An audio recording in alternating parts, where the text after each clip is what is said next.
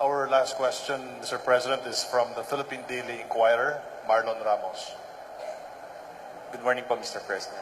Sir, regarding lang po sa the remarks that you made about the Vice President yesterday in Tacloban, which to many come as inappropriate and even tasteless. Are those necessary considering the event?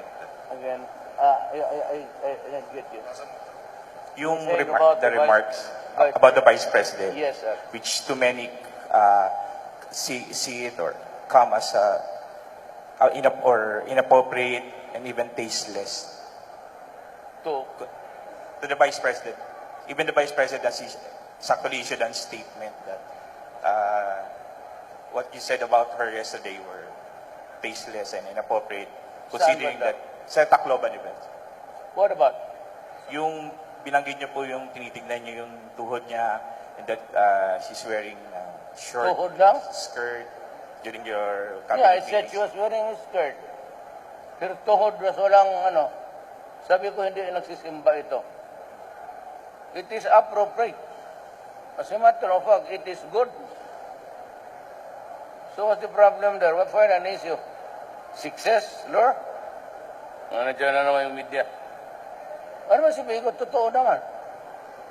And I said that every meeting, you ask all of the cabinet members, just to lighten the moment, what's so special about the knee of a person? Sir, sorry sir, but are those kind of comments necessary for an event commemorating a tragedy? Yes, it is necessary to make people laugh, for them to enjoy the occasion. Kasi galit ako. I was angry yesterday because after 42 billion sa NHA, pati after 30 billion sa DSSD, hindi kami dyan ha, bago lang kami pumasok, ang naka-occupy pa lang is 4,000. Kaya ako to break the ice, yun ang ginawa ko. So what's so special about the body of a woman? Or the knee of a woman na walang kalyo? Ibig sabihin, baka hindi nagsisimba.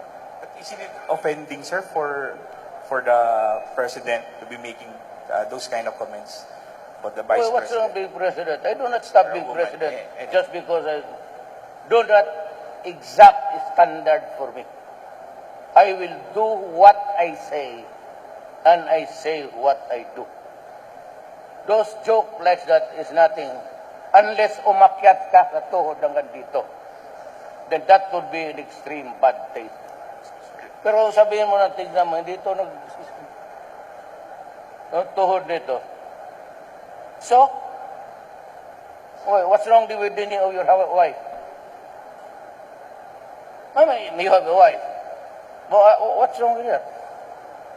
If I say yung tuhod ng asawa mo, gasgas ka sa simba, may kalyo na.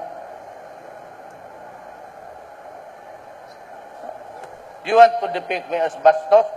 You can. Have your day. It's not my concern to impose the standard kung yan, ano.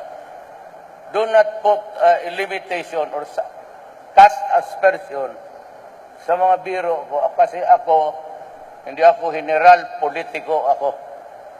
Natural sa amin niya magpatawa, lalo na after magalit. And just to point out something there, you make a big issue about ituhod na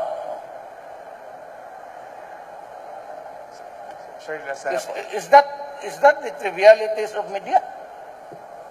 But it's so trivial. Sir, last na po. Yung regarding po sa killing ni Mayor Espinosa, no? The what? The death of the killing of Mayor Espinosa Palvera late. Well, what? Are you puzzled, sir, by Why should What? I be puzzled? You have here a guy, government employee, using his office and money of government, cooking shabu and destroying the life of so many millions of Filipinos. So what is there for me to say about it? but there's circumstances of the killing, sir? I I will obey what the police will tell me. Because kasama kami sa gobyerno. I will not go there to find fault with the police. I did not even agree that they should be transferred. At least not now. Kasi pagka ganon, wala nang pulis magtrabaho. Thank you, sir. I hope that next time, the last time was about when you comment, kindly go to important matters. Do not go into trivialities about tuhod. Yan, nagano ng media, naghanap ng, para mag-picture ka na bastos. Eh kung sabihin ko kay sekretary, tignan naman tuhod niya, no, hindi siguro nagsisimba na yan. No, because she was a widow. Or she is a widow. Kaya sabi ko siguro sa simbahan ko, yun naman tuhod, hindi ba makapal. So, gusto mo siguro mag-akyat pa ako dito sa bugan. Thank you. Small time.